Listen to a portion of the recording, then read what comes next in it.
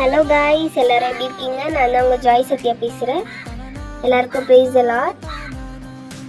இன்னைக்கு நான் உங்ககிட்ட ஒரு சூப்பரான ஒரு ஸ்டோரி ஷேர் பண்ண போகிறேன். கொஞ்சம் ஜாலியாகவும் இருக்கும், கொஞ்சம் சீரியஸாகவும் இருக்கும்.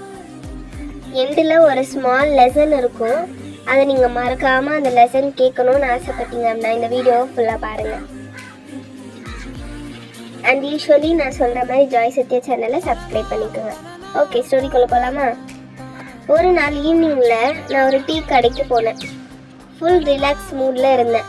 காஃபி ஆர்டர் பண்ணிவிட்டு ஃபோனில் ரொம்ப பிஸியாக இருந்தேன். அப்போது பக்கத்தில் ஒரு அண்ணா உட்காந்துட்டு இருந்தார். அவர் ஃபேஸில் ரொம்ப டென்ஷனை பார்த்தேன். ஃபோனில் கத்தி கத்தி பேசிகிட்டு இருந்தார்.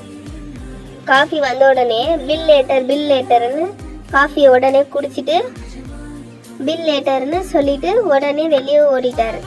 நான் அப்போது என்ன நினச்சேன் அப்படின்னா, இதுதான் நம்ம ஊர் ஸ்டைல் போல், மாதிரி காஃபி குடிச்சிட்டு பிஸியாக இருக்கிற மாதிரி மறந்துட்ட மாதிரி நம்ம ஆக்டிங் பண்ணிவிட்டு அப்படி போயிடலாம் அப்படின்னு சொல்லி நான் நினச்சிட்டு கடை ஓனர்கிட்ட நான் போய் சொன்னேன்.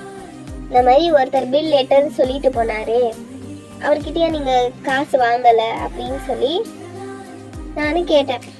நான் அப்போ கடை ஓனர் என்ன பண்ணார் அப்படின்னா, கடை ஓனர் என்னை பார்த்து சிரிச்சுட்டே சொன்னார், இவர் இங்கே பக்கத்தில் இருக்க ஆஃபீஸில் ஒர்க் பண்ணுறாரு, டெய்லி காஃபி குடிச்சிட்டு பில் பண்ணிட்டு தான் போவார்.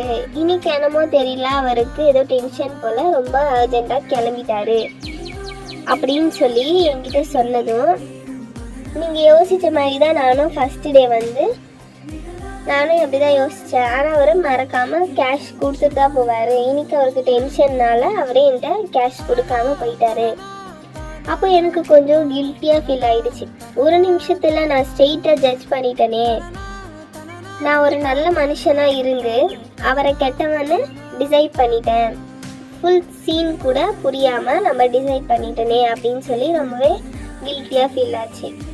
இது நம்ம லைஃப்பில் டெய்லி நடக்கிற மாதிரி இல்லை. கரெக்டாக நம்மக்கிட்ட கொஞ்சம் இன்ஃபர்மேஷன் தான் இருக்கும், அதில் நம்ம ரெடியாக ஜட்ஜ்மெண்ட் பண்ணிடுவோம்.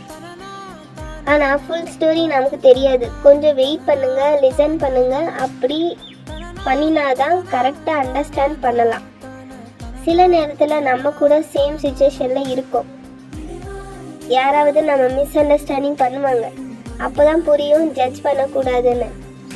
கரெக்டாக இதே போல் பைபிளில் ஒரு வசனம் சொல்லியிருக்கு. என்னென்னா, நீங்கள் குற்றவாளிகள் என்று தீர்க்கப்படாதபடிக்கு மற்றவர்களை குற்றவாளிகள் என்று தீர்க்காதிருங்கள் அப்படின்றது மத்தேயு 7வது அதிகாரம் 1வது வசனத்தில் அந்த வசனம் போட்டிருக்கு. இந்த ஸ்டோரியில் நான் ஒரு அண்ணாவை நான் ஜட்ஜ் பண்ண மாதிரி நீங்களும் ஜட்ஜ் பண்ணாதீங்க. ஒருத்தரை பற்றி நம்ம சொல்லணும் அப்படின்னா அவங்கள நல்லா புரிஞ்சிக்கிட்டு, அவங்களுடைய ஸ்டோரி நம்ம ஃபுல்லாக புரிஞ்சிக்கிட்டு தான் நம்ம அவங்கள ஜட்ஜ் பண்ணணுமே தவிர ஒரு விஷயத்தில் பார்த்துட்டு அவங்கள நம்ம ஜட்ஜ் பண்ணக்கூடாது என்றைக்குமே. இது நம்ம லைஃப்பில் டெய்லியும் நடக்கிறது தான். வீட்லேயும் சரி, நம்ம ஒர்க் பண்ணுற இடத்துலையும் சரி, காலேஜ், ஸ்கூல் எல்லா இடத்துலையும் இது நடக்கிறது ரொம்பவே ஜென்ரல். அதே போல் யாரையுமே ஜட்ஜ் பண்ணாதீங்க. யாராவது நம்மளை ஏதாச்சும் சொல்கிறாங்களா, கொஞ்சம் பொறுமையாக பேசலாம். பேசி ஜட்ஜ் பண்ணக்கூடாதுன்னு சொல்லுங்கள். அதே போல் நீங்களும் ஜட்ஜ் பண்ணக்கூடாது. ஓகேயா?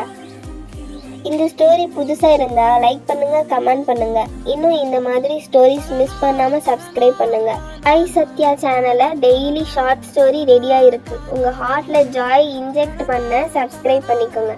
பாய்.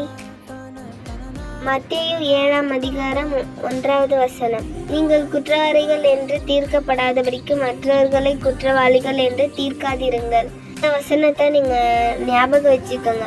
உங்களுக்கு ரிவார்டு வரலைனாலும் நல்லது செய்ய ஸ்டாப் பண்ணாதீங்க. நீங்கள் யாருக்கு ரிவார்டு எதிர்பார்க்காம ஹெல்ப் பண்ணினது இருக்கா? கமெண்டில் ஷேர் பண்ணுங்கள். உங்கள் எக்ஸ்பீரியன்ஸ் வேறு யாருக்கும் இன்ஸ்பிரேஷன் ஆகலாம். தேங்க்யூ.